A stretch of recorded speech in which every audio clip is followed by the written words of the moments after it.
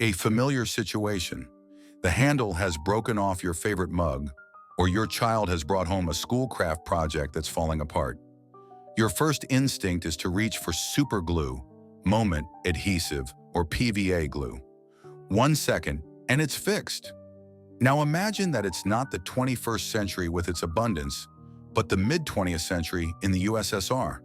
There were few adhesives available, and their quality left much to be desired. What could you do? Give up? Soviet engineers and workers didn't think that way. This story tells of an industrial innovation that would surprise modern specialists and evoke nostalgia among people of that era. While history textbooks describe grandiose construction projects and achievements of Soviet industry, Korolev was preparing rockets for the stars. The BAM, Baikal-Amur mainline railway, was being built. It was difficult to find reliable glue in the country. A paradox, but a fact. An interesting question: how many types of truly universal and reliable industrial adhesive were there in the USSR in the mid-century before the mass appearance of PVA? The answer may surprise you. Very few. What was available in the arsenal? Silicate office glue, transparent, somewhat thick, which warped paper. It wasn't suitable for serious tasks. Casein glue, based on milk protein, not bad, but it feared moisture. Paste made from flour or starch, suitable only for children's craft projects. And the famous PVA? It appeared in the USSR only in the late 1950s. The license for its production was acquired from the American company DuPont in 1959. Before that moment, such a universal helper was only a dream. The country needed its own universal and reliable adhesive. Enter BF glue, butyralphenolic, and its creator, Professor Grigory Semenovich Petrov, a talented specialist in the field of chemistry. It was 1942. The Germans were advancing on Moscow, and the country was experiencing difficult times. Petrov worked in an evacuated research institute in the Urals, in a hastily converted workshop of a former brewery. Under wartime conditions, with shortages of resources and equipment, he faced a complex task: to create an adhesive that could serve industry and even medicine.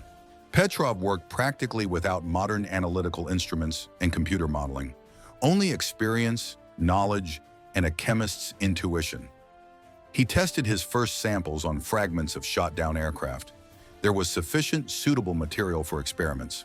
As a result, Petrov developed an entire line of adhesives: BF2 for metals and hard plastics, BF4, more elastic, for wood and materials subject to bending, and BF6. In 1950, Professor Lev Grigorievich Shkolnikov proposed using BF6 in medicine. The yellowish glue in small tubes replaced iodine in brilliant green, sealing minor wounds and creating a protective film. Other modifications also existed: BF19 for especially critical joints, and the special development BF88 for aviation, which could withstand the overloads of jet fighters and sharp temperature changes at altitude. For his development, Grigory Petrov received the Stalin Prize in 1946. The quality of the glue was indeed high. According to some data, when samples of Soviet BF2 reached an American laboratory of the 3M company for analysis in 1961, the results showed that the bond strength exceeded their best developments by 2 to 3 times. There are also reports that in 1963, 3M offered the USSR a significant sum for the complete formula and production technology of BF, but the USSR refused the deal.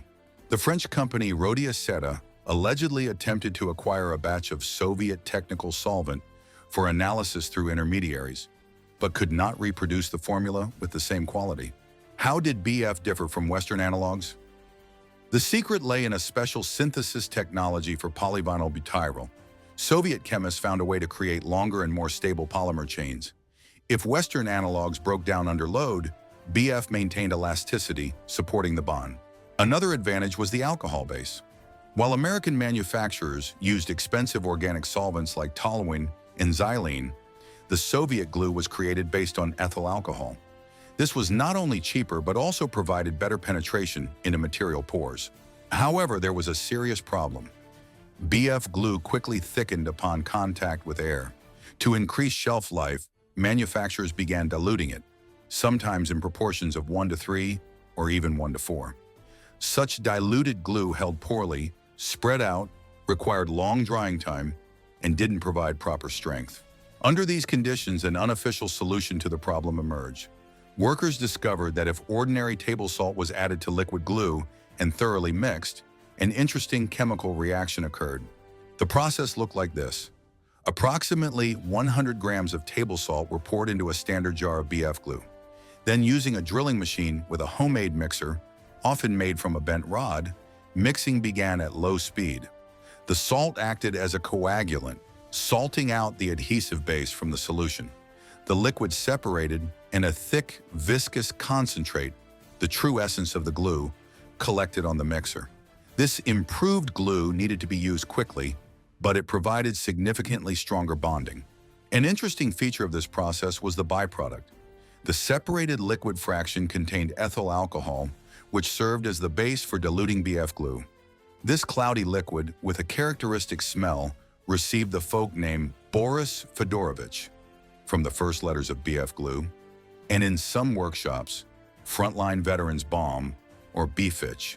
Despite the fact that this liquid contained residues of formaldehyde and other chemical compounds, under the conditions of that time, it was sometimes consumed as an alcoholic beverage. There was even an informal gradation. BFITCH from BF2 was considered the strongest, from BF4 milder, and from medical BF6 the most gentle. This phenomenon reflected both the ingenuity of people of that time and the specific conditions of life and work in the USSR. Management naturally knew about such improvements of standard glue by workers. Formally, this was a violation of technology and damage to state material. Sometimes they could receive a reprimand for this, especially if caught by a strict inspector. But most often they turned a blind eye to it, since such improved glue was indeed stronger and better at bonding parts, which positively affected product quality and plan fulfillment. The story of BF glue shows how, under conditions of limited resources and technological difficulties, people found creative solutions to problems. This is an example of how necessity stimulates innovation, a phenomenon characteristic not only of the USSR but of any country under difficult conditions. This story demonstrates both the achievements of Soviet chemistry and the problems of the production system of that time. BF was indeed a quality product, but problems with its commercial production and distribution forced people to seek their own solutions. Similar examples of folk ingenuity occurred in different countries and at different times, when official solutions did not fully satisfy practical needs. If you enjoyed this historical investigation and learned something new, please give it a like. It's the best reward for my efforts. Do you know of any other similar people's technologies that existed in the USSR? Or perhaps your fathers or grandfathers had their own trade secrets at work? I'm looking forward to your thoughts and stories in the comments. I'm very excited to read them. And of course, subscribe to the channel and our Telegram channel so you don't miss other fascinating stories about Soviet ingenuity and beyond. There's plenty more interesting content to come.